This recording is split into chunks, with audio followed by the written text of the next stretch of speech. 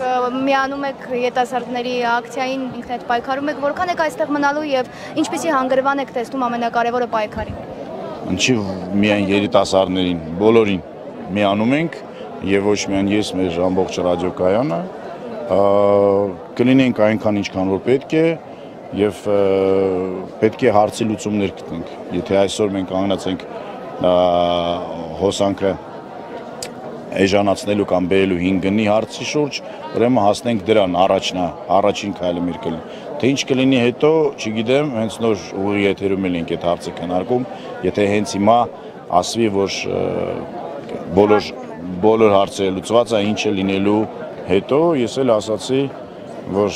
այդ հարցը ամեն անգամ ինձ տալիս եմ ապրիլի 24-ին, որ եթե Թուրքիան հենց այս պահին եղերն ընդունեց, ինչ ենք անելու հետո։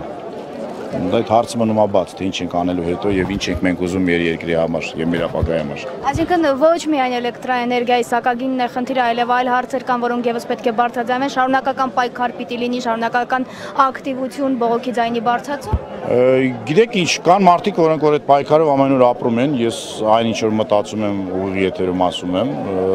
եւ ինձ թվում է, որ յուրաքանչյուր քաղաքացի մեր երկրում ունի բաներ ասելու թե մեր կառավարությանը, թե մեր իշխանություններին, թե մեր ոստիկաններին եւ այլն, կարելի է շարունակել օլիգարխներին։ Եթե մենք բոլորս միահամուռ լինենք եւ իմանանք, թե ուր են գնում ու ինչի համար, տենց ավելի ճիշտ կլինի։ Այդքան է։ Մինչև այժմ իշխանությունների կողմից ինչպիսի արձագանք եք տեսել, ինչպիսի վերաբերմունք, հաշվի առնելով նաեւ երեկվա տեղի ունեցածը լուսադեմին,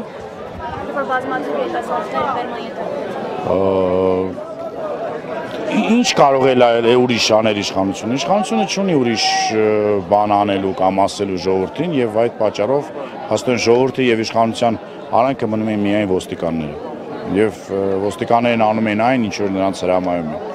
Բայց շատ վատ է դա իհարկե, ինչ կարող եմ ես ասել։ Լավ կլիներ, որ իշխանությունից մարդիկ գային եւ զրուցեն մարդկանց հետ, խոսեն, բացատրեն, հասկացնեն։ Բայց դե ցենց ժողովուրդը այստեղ, իշխանությունը այնտեղ։ Չեն ուզում, թե ուղղակի համապատասխան միջոց չունեն պահանջը կատարելու համար, ինչպիսի խնդիր եք այստեղ տեսնում։ Սխալ մարդու եք այդ հարցը տալի, ես ինչ գիտեմ, իշխանությունը չի ուզում, իշխանությունը վախում է, իշխանությունը արհամարում է, ես ոնց կարող եմ իրանց տեղ պատասխանել։ Դուք կարող եք հարցեր տալ ինձ, ես կարող եմ պատասխանել այն հարցերին, որոնք որ ես տիրապետում եմ։ Իշխանության տեղ ես ոնց կարող եմ պատասխանել, ինչի չեն գալիս եւ շփվում զրուցում։ Այսպիսի ակցիաները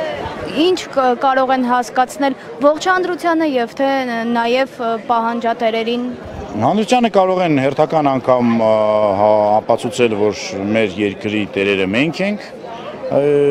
իսկ իշխանությունը պետք է հասկանա, որ նա պարտավոր է ծառայել ժողովրդին, ոչ թե հակառակը։